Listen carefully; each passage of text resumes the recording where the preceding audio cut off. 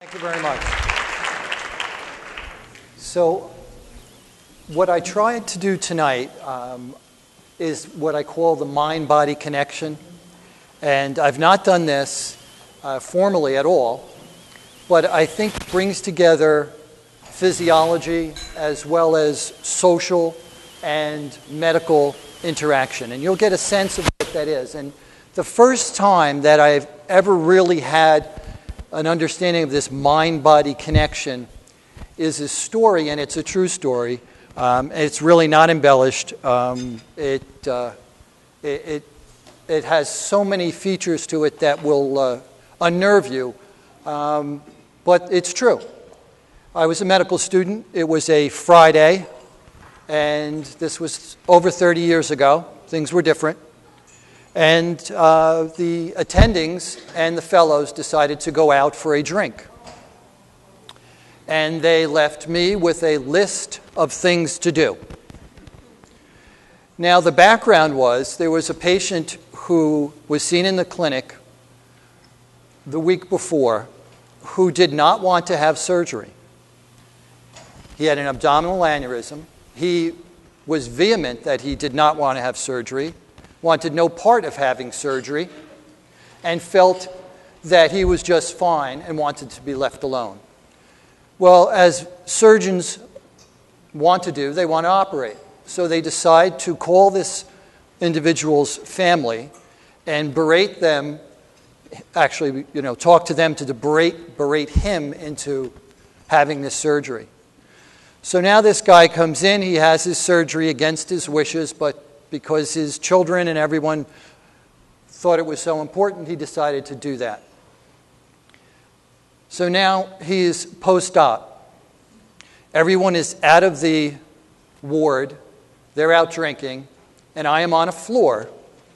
And to the right, it was one big VA hospital, so there were just beds with curtains.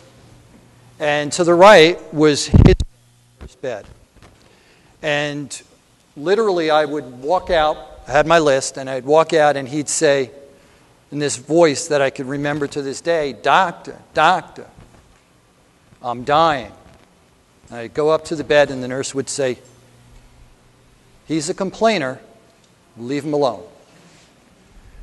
So I go and do my other things. I come back in the second time, "Doctor, doctor, I'm dying. I'm in so much pain." Nurse says to me again, "Leave him alone. He's a complainer." So the third time I come in, and I walk up to the bed because he's calling me in the same voice, and there's no nurse, and I literally walked right up to him and looked at him. He looked at me, and he said, "Doctor, doctor, I'm dying, and in fact, here I go." And I actually laughed because I thought this guy was faking it. I push him. He doesn't move. I get up. I do CPR. He dies. Everybody comes back. They want to know what happened. For 6 months, I could not talk about what happened with this guy. And what did I learn from that? I learned that families, in particular patients, know more about what's going to happen to them than we do. We tend to do more harm than we really realize with our patients and our families. And that's been a problem with medicine. We restricted things like nuts from our diet years ago.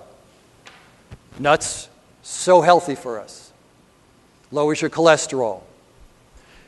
We demonized coffee. If we took coffee out of our diet in this country, we would probably remove one of the most important sources of antioxidants that Americans drink. It actually has more antioxidant value than some of the fruits. I'm not saying it's better than fruit, but what I'm saying is when we make an intervention, we have to really be sure that that intervention is for the betterment of that patient.